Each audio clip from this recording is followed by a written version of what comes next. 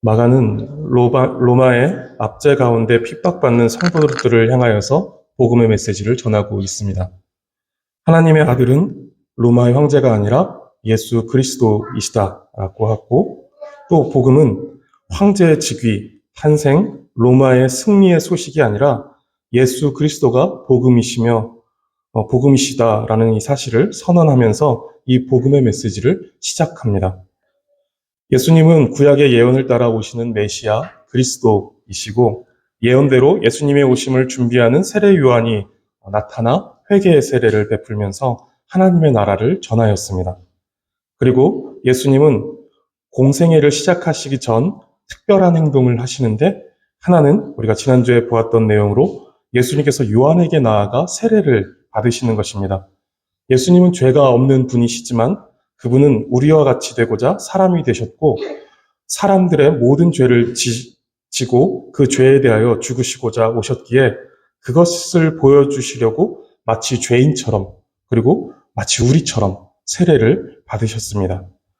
예수님께서 세례를 받으실 때 하늘이 갈라지고 또 성령이 내려오셨고, 하늘에서는 너는 내 사랑하는 아들이라 내가 너를 기뻐하노라 라는 하나님의 음성이 들렸습니다.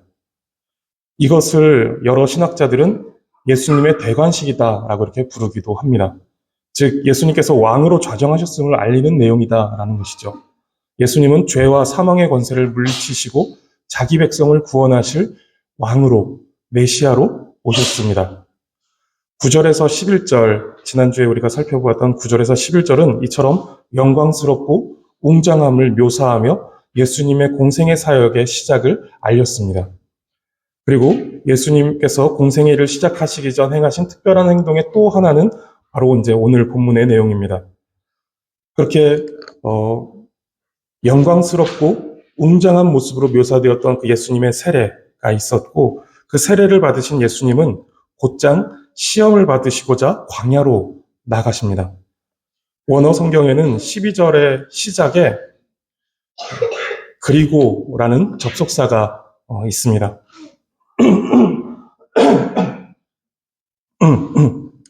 그래서 9절에서 11절과 12절에서 13절의 본문은 연관성을 가지고 대조를 이루는 본문이다라는 것입니다. 12절을 보시면 성령이 곧 예수를 광야로 몰아내신지라 라고 말씀합니다. 9절에서 11절을 보시면 물과 생명과 영광과 하나님의 음성으로 가득했던 영광스러운 장면이 이제 12절에 들어오면서 광야라는 이 표현이 등장하므로 완전히 대조되는 장면을 보여줍니다.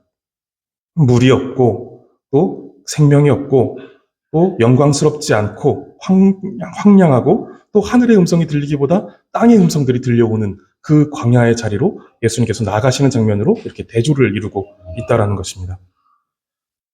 우리의 삶은 광야와 같습니다. 광야는 물이 없어 메마른 땅이고, 그래서 생명이 자라기 적합하지 않은 땅입니다. 뜨거운 태양이 내리쬐고 그것을 피할 나무 그늘 하나 없는 땅이 광야입니다. 즉, 사람이 살기에 적합하지 않고 또 그렇기에 외로운 곳이 바로 광야입니다. 성령님은 예수님을 그러한 곳으로 이끄시고 13절을 보시면 40일을 그곳에 계시게 한 후 또 사탄에게 시험을 받게 하십니다. 왜 성령님은 예수님을 광야로 이끌어내시고 그곳에서 사탄에게 시험을 받게 하셨을까요? 예수님은 세례를 받지 않으셔도 되는 분이셨듯이 예수님은 또한 시험을 받지 않으셔도 되고 시험을 받을 만한 분이 아니십니다. 예수님은 하나님이십니다. 누구도 예수님을 시험할 수 없습니다. 그러나 예수님은 철저한 사람이 되셨습니다. 완벽한 사람이 되셨습니다. 우리와 같이 되셨고 우리와 함께 공동 운명에 처해지시면서 우리의 대표자가 되어 주셨습니다. 그렇게 예수님은 시험을 받으셨습니다. 마치 죄인처럼 세례를 받으셨듯이 마치 우리처럼 시험을 받으셨다라는 것입니다. 히브리서 4장 15절 말씀을 보시면 우리에게 있는 대제사장은 우리의 연약함을 동정하지 못하실 이가 아니요 모든 일에 우리와 똑같이 시험을 받으신 이로되 죄는 없으시니라 라고 말씀합니다. 예수님은 우리와 똑같이 시험을 받으셨기에 우리를 동정하실 수 있는 분이시다라고 말씀합니다. 즉 완전하게 완벽하게 우리를 이해할 수 있는 분이시고 사람이시기 때문에, 그리고 우리와 동일하게 공감하신다. 우리의 삶, 우리의 형편, 우리의 시험 받는 내용들, 우리의 어려움들, 우리의 연약함들을 예수님은 공감하실 수 있다라는 말입니다. 이 말은 또한 예수님께서도 사람이셨기 때문에 우리와 똑같이 유혹을 받으시고 범죄할 가능성 앞에 놓이셨었다라는 것을 알려주기도 합니다. 그런데 히브리서 기자의 말씀처럼 죄는 없는 분이셨습니다. 시험은 받으셨지만, 연약함 가운데 죄를 범할 가능성 앞에 놓이셨지만 죄를 범하지 않으셨고 시험에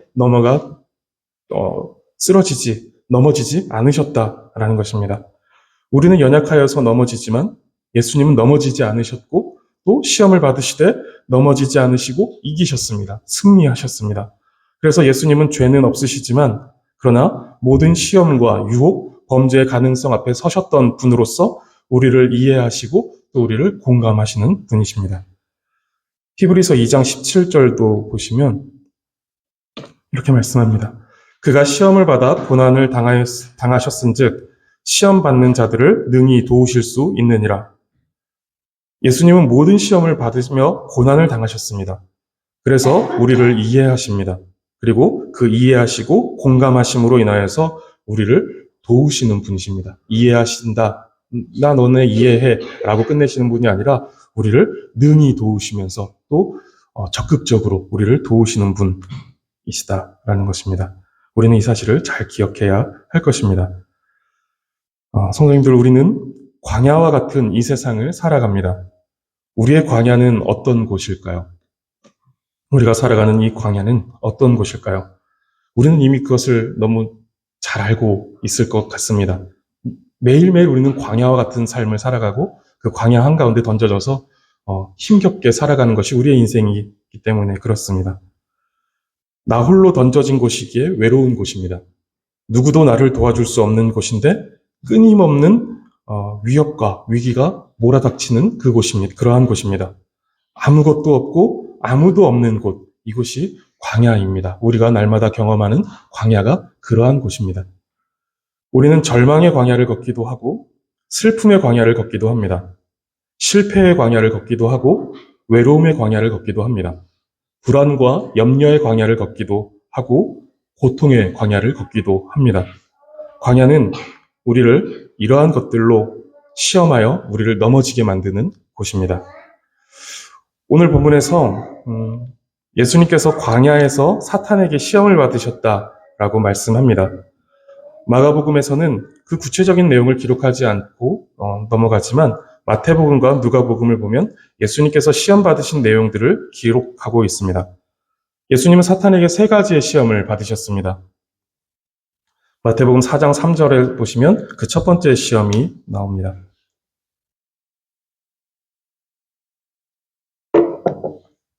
그 첫 번째 시험의 내용은 내가 만일 하나님의 아들이거든 명하여 이 돌들로 떡덩이가 되게 하라는 것입니다. 이 말은 좀 더 직역해 보면 당신이 만약에 하나님의 아들이면 이런 일을 해봐라 라고 하는 그런 만약에 이런 느낌이 아니라 당신이 하나님의 아들이니까 라고 이제 규정합니다. 당신은 하나님의 아들이니까 하나님의 아들이므로 이 돌들로 떡덩이가 되게 해보라 라고 이렇게 사탄이 시험하고 있는 것입니다. 이 시험의 포인트는 하나님께서 예수님께 주신 그 사명과 어긋나는 방법으로 아들의 능력을 사용하게 하려는 것입니다.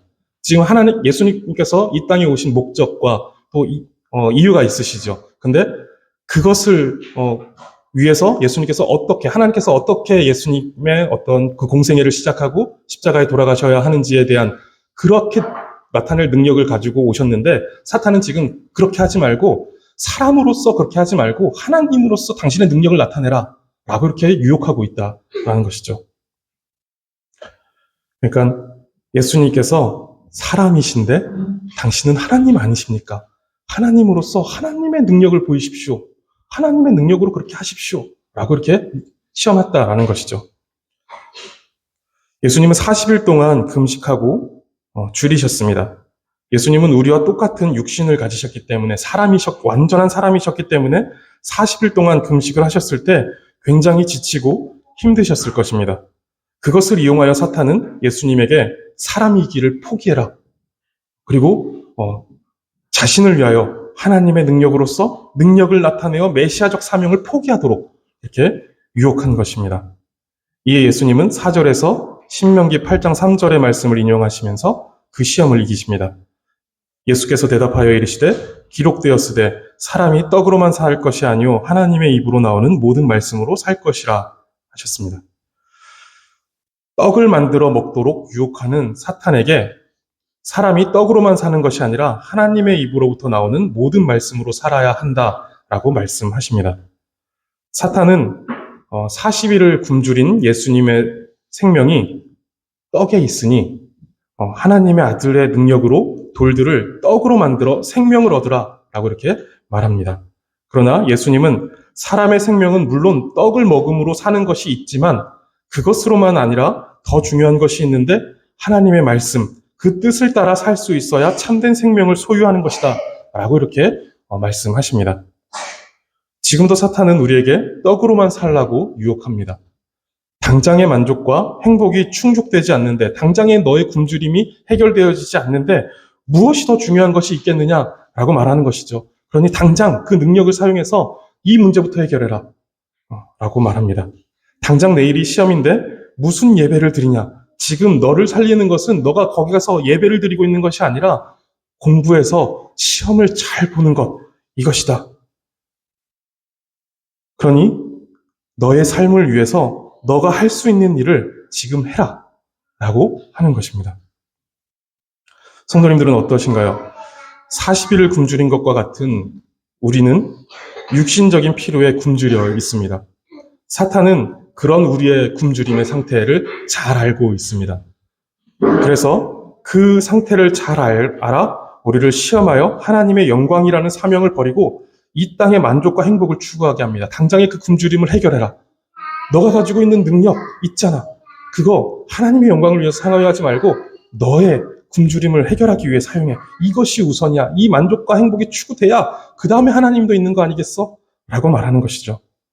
예수님은 눈앞의 만족을 추구하라는 유혹에 넘어가지 않으시고 사람이 되시어 사람을 대신하여 심판을 받게 하고자 보내신 그 아버지의 뜻, 하나님의 그 말씀을 지켜내셨습니다.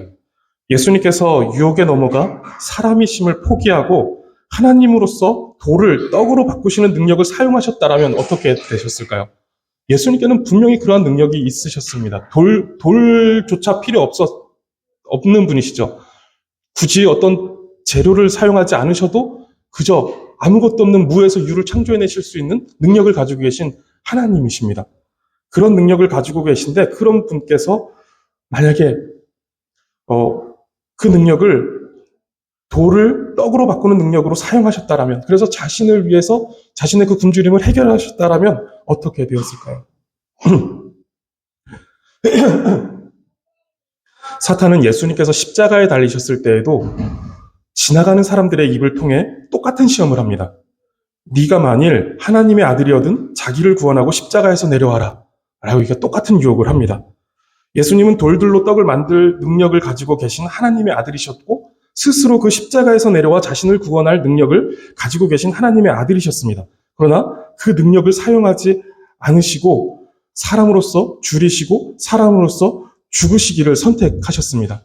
왜냐하면 우리를 사랑하시고 우리를 구원하시기 위해서 이 땅에 오신 하나님의 아들이시기 때문에, 하나님의 말씀, 하나님의 뜻을 가지고 오신 하나님이시기 때문에 그 시험에 넘어가지 않으시고 끝까지 그 능력을 사용하지 않으시고 사람으로서 줄이셨고 사람으로서 그 십자가의 모든 고통을 다 당하시면서 죽기까지 당하셨습니다.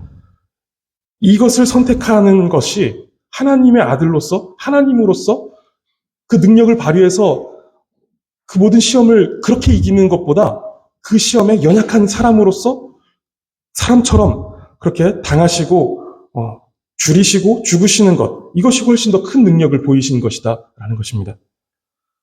사탄은 굶주린 우리에게 떡은 우리를 살게 할 절대적인 필요이고 그 떡이 우리에게 참된 만족을 가져다 줄 것이다 라고 이제 우리를 시험합니다.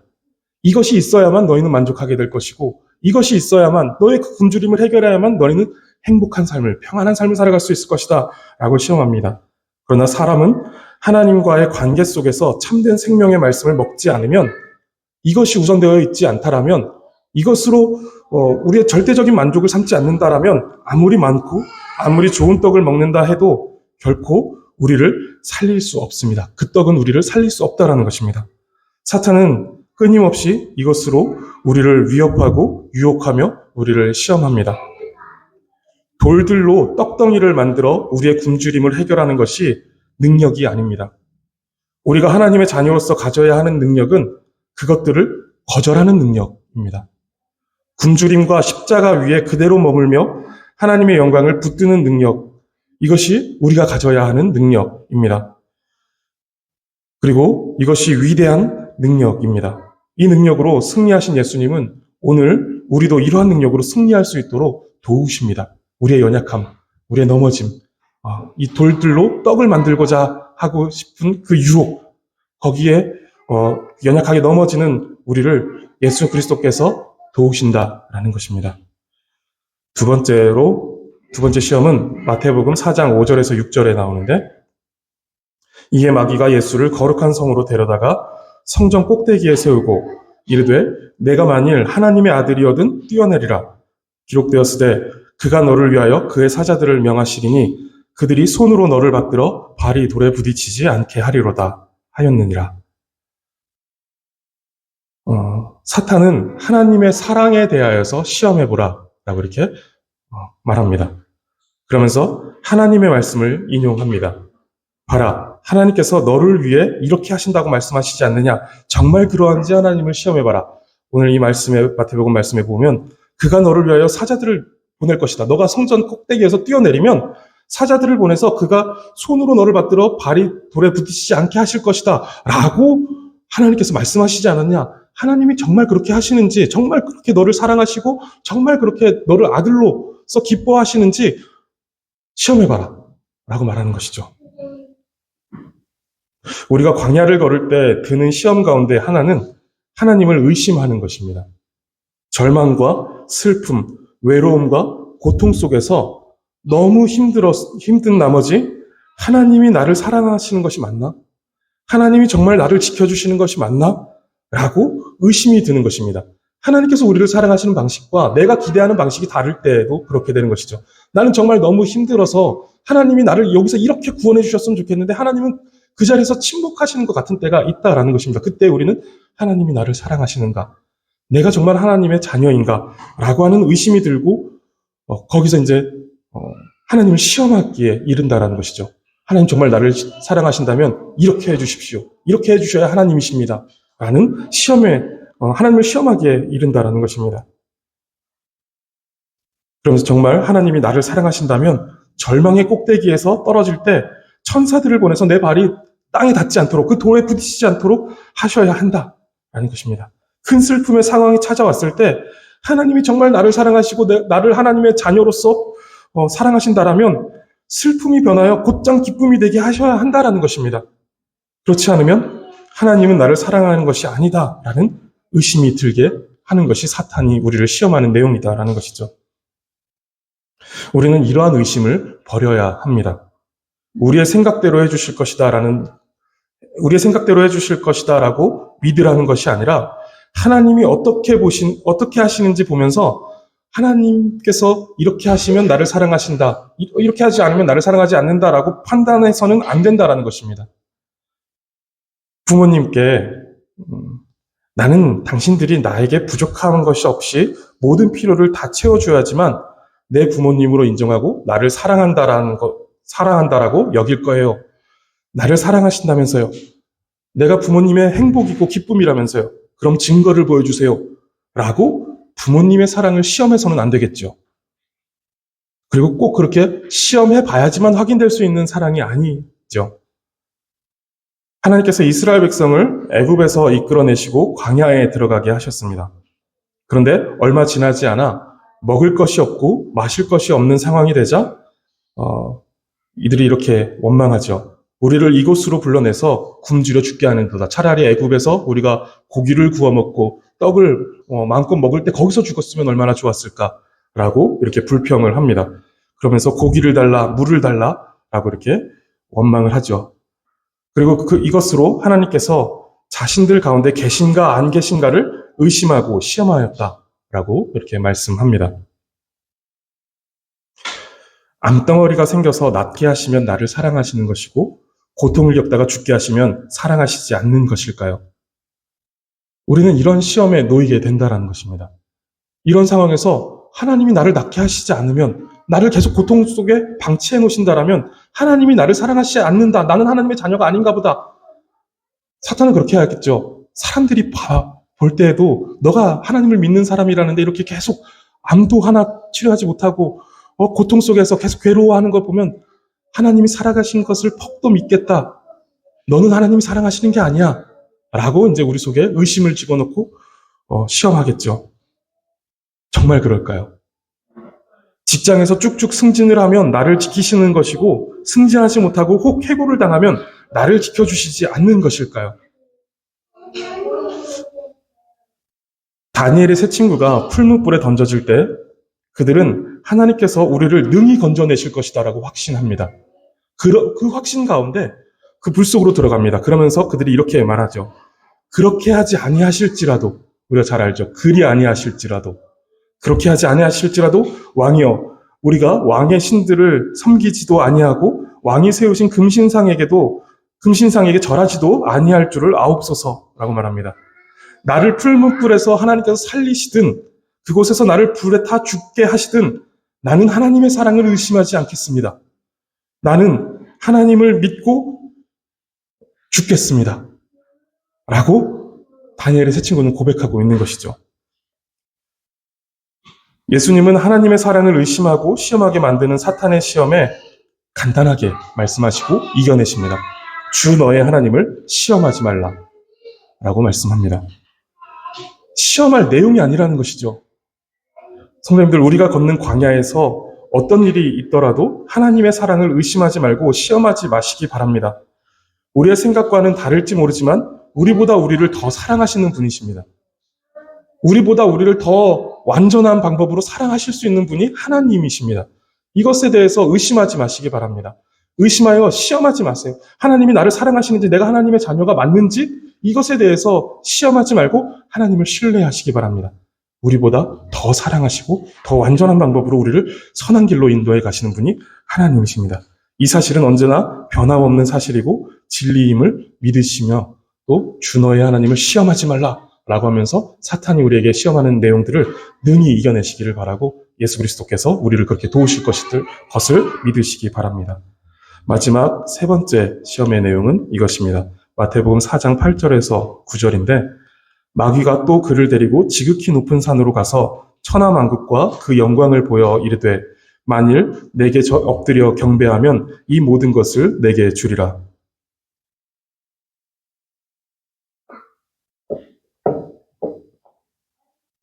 예수님은 왕으로서 이 세상을 구원하시고 다스리시기 위해 오셨습니다. 왕으로 오셨습니다. 그런 예수님께 사탄은 내게 엎드려 경배하면 단번에 이 세상을 너에게 주겠다라고 이렇게 예수님을 시험합니다. 우리는 이 세상에서 수많은 광야를 지나게 됩니다. 광야를 지나면서 굶주리고 절망하고 고통하고 외롭습니다. 사탄은 광야에서 굶주려 있는 우리에게 천하만국을 보여주면서 내게 엎드려 경배하면 다 주겠다라고 유혹합니다. 하나님께서 우리에게 우리의 삶에 요구하시는 방식과 너무 다른 방법이죠. 하나님은 인내해라. 그 고통, 경건하게 살고자 하는 사람은 박해를 받는 것이 마땅하다. 라고 말씀하십니다. 절망이 이상한 것이 아니라 당연하다라고 하십니다. 의를 위하여 핍박받는 자는 복이 있다. 라고 말씀하시죠. 의를 위하여 박해를 받는 것, 핍박을 받는 것, 이것이 당연한 것이지, 평안한 삶, 그 영광스러운 삶을, 그 천하만국을 다스리며 살아가는 그러한 영광스러운 삶이 우리 그리스도인의 삶이다라고 말씀하시지 않습니다. 적어도 이 땅에서는 우리는 절망, 고통, 인내, 이것이 우리의 삶의 내용이 되어야 한다라고 말씀하십니다. 우리의 굶주림과 절망과 고통과 외로움과 같은 우리의 인생의 문제를 쉽게 해결할 수 있는 기가 막힌 방법이 있는데 사탄을 경배하라는 것입니다. 그러면 너희가 겪는 그 절망, 하나님은 참으라고 하지 나는 너에게 그렇지 않고 영광을 주겠어. 바로 줄게. 나에게 엎드려 절하기만 해. 라고 하는 것이죠. 하나님은 너희의 낮아짐과 희생과 헌신, 인내와 같은 방법으로 영광을 얻게 하실 것인데 나는 그렇지 않아. 절하면 다 줄게. 라고 말합니다. 그런데 기억해야 할 것이 있는데 사탄은 언제나 자신을 숨깁니다.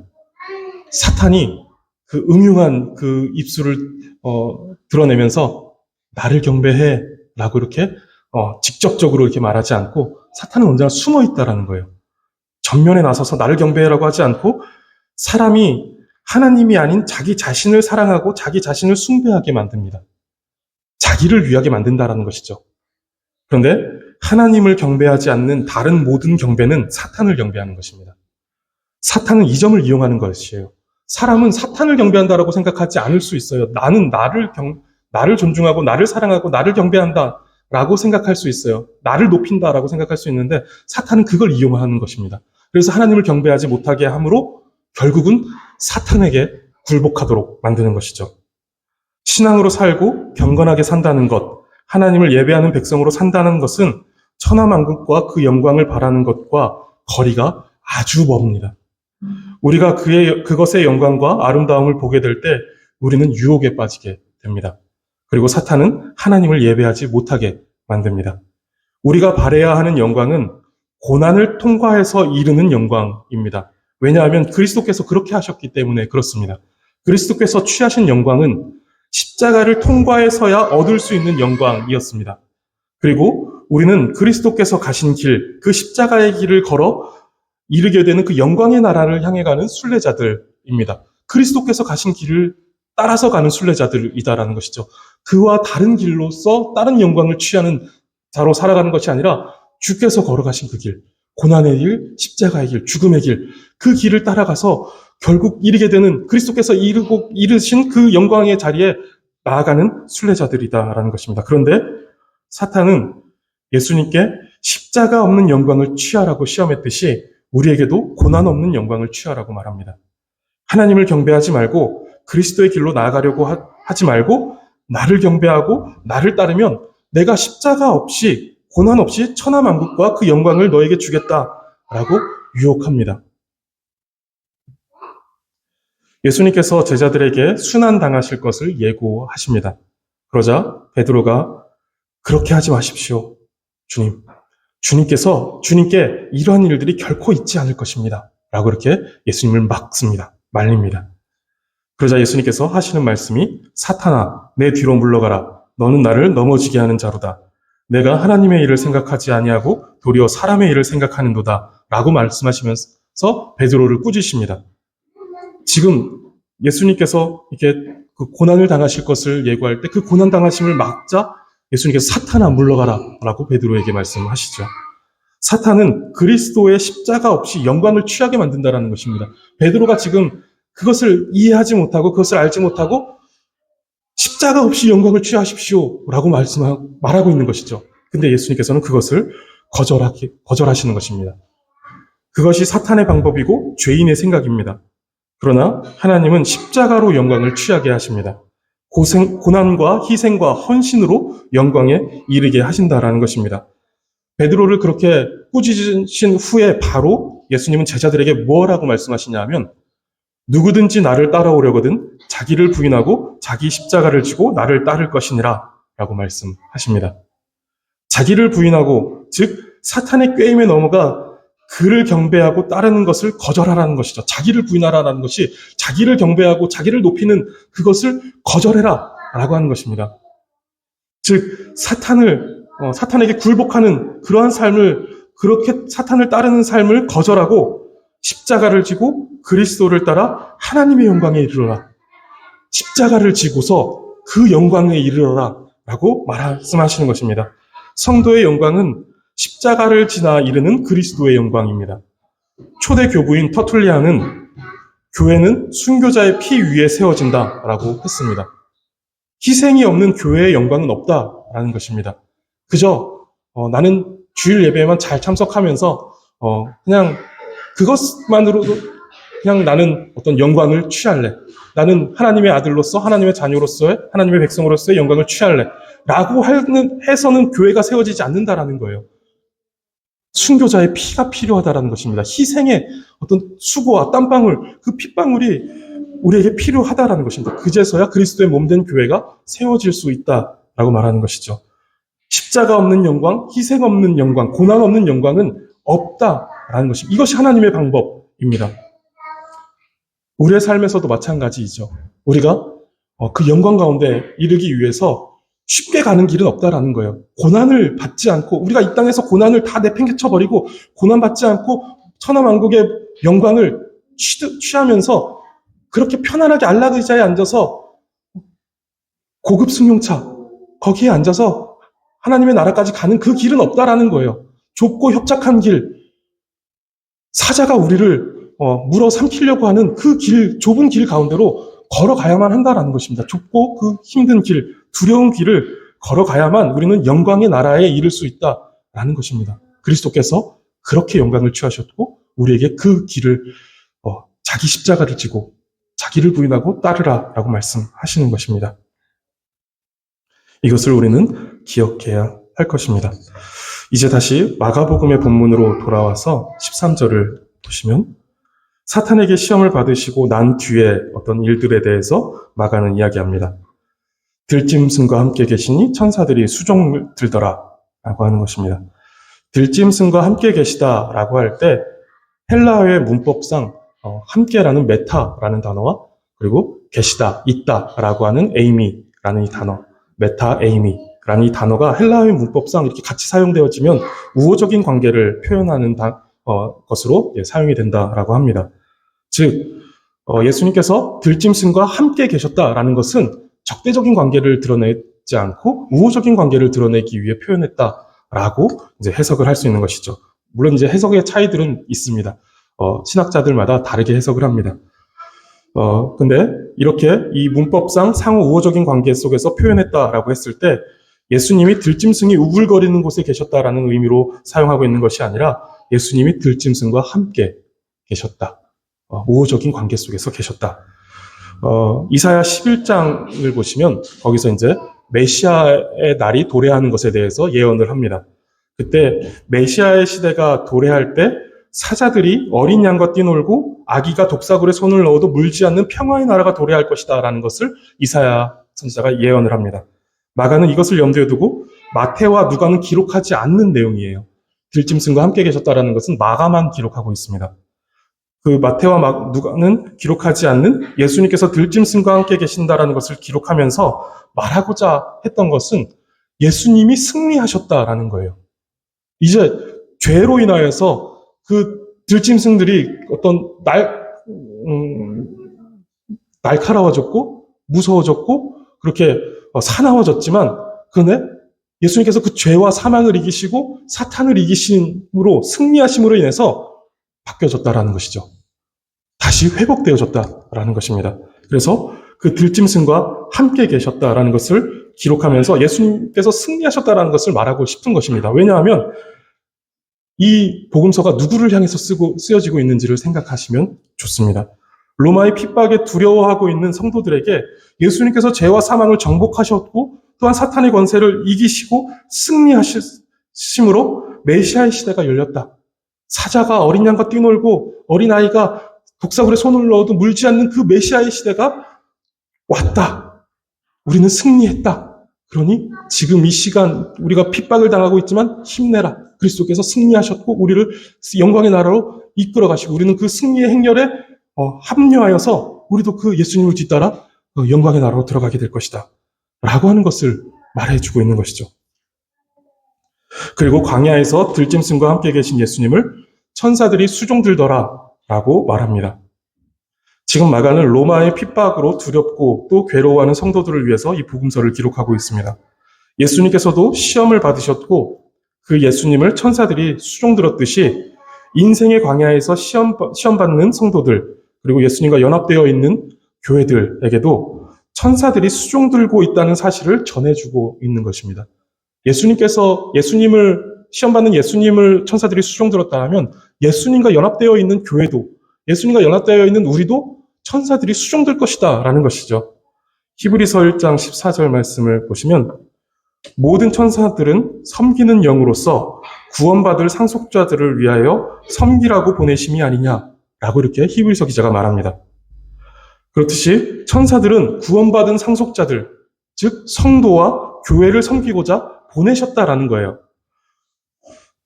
성도들, 예수님은 우리와 같은 사람이 되셨고 우리의 대표가 되셨습니다. 예수님은 세례를 받으시면서 그 사실을 분명히 보여주셨죠. 사람이 되셨다라는 사실을. 그리고 사탄의 시험 중에도 사람이기를 포기하지 않으셨습니다. 하나님의 아들이니까 하나님의 아들답게 능력을 보이고 행해라 라고 하는 것을 거절하셨죠. 사람이기를 포기하지 않으시고 사람으로서 그 시험을 당하시고 이기셨습니다. 예수님은 십자가에서 돌아가실 때에도 사람이기를 포기하지 않으셨고 지금도 예수님은 사람이기를 끝내지 않으시고 계속해서 사람으로 계십니다. 그래서 우리를 동정하시며 우리를 이해하시고 우리를 채율하고 계십니다. 그래서 우리를 하나님의 우편에 앉아서 계속해서 중보하고 계시는 것이죠. 우리를 긍휼히 여기는 마음으로, 우리를 채율하는 마음으로, 우리를 동정하는 마음을 그대로 가지고 우리를 위해서 중보하고 계십니다. 성도님들, 우리는 구원을 받고 세례를 받음으로 하나님의 자녀가 되었고 예수 그리스도와 연합되었습니다. 그리고 세례 받으신 예수님께서 성령에 이끌려 광야로 나가 사탄에게 시험을 받으셨듯이 우리는 광야와 같은 인생에서 우는 사자와 같이 산길자를 찾는 사탄의 시험을 받으며 살아갑니다. 사탄은 우리의 연약함과 죄성을 잘 알고 있습니다. 우리의 굶주린 내용이 무엇인지 잘 알고 있습니다. 그래서 우리를 그곳을 공략하여서 전략적으로 우리를 넘어지게 하려고 끊임없이 시험합니다. 그리고 안타까운 사실은 우리는 거기에 잘 넘어집니다. 그러나 우리가 넘어진다라고 하여서 낙심하지 않아도 될 것은 우리 안에 계신 성령님은 우리에게 힘을 주셔서 독수리가 날개치며 하늘로 올라감 같은 새 힘을 우리에게 날마다 주시는 분이시다라는 거예요. 넘어지되 아주 거꾸로뜨림을 당하지 않게 하신다라는 것이죠. 그리고 예수 그리스도께서 우리를 위하여서 중보하시며 우리를 돕고 계십니다.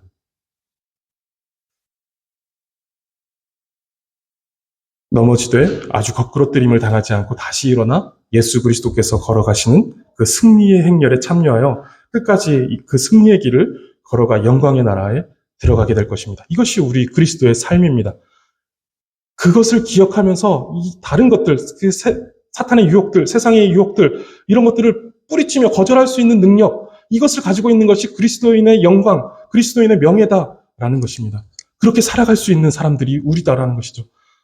다른 사람들은 그렇게 살아갈 수가 없습니다. 죄 가운데 있는 사람들은 그렇게 살아갈 수 있는 그 영광의 길에 그 예수 그리스도께서 앞서가시는 그 승리의 행렬에 뒤따를 수 있는 그런 명예와 영광이 그들에게 주어지지 않았다라는 거예요. 그 능력이 그들에게는 주어지지 않았는데 우리에게는 주어져 있습니다. 그 길을 걸어가셔야 한다는 것입니다. 광야를 걸으며 시험을 당하시겠지만 또 종종 시험을 당해 넘어지기도 하시겠지만 우리를 택하시고 그 뜻을 돌이키지 않으시는 성부 하나님과 우리와 같이 시험을 당하심으로 우리를 동정하시고 도우시는 그 예수님, 그리고 다시 일어날 수 있는 새 힘을 주시는 성령님께서, 즉 삼위일체 하나님께서 우리와 함께 하심을 믿으시기 바랍니다. 그리고 힘을 내어서 이 광야를 걸어 나가시기를 바랍니다.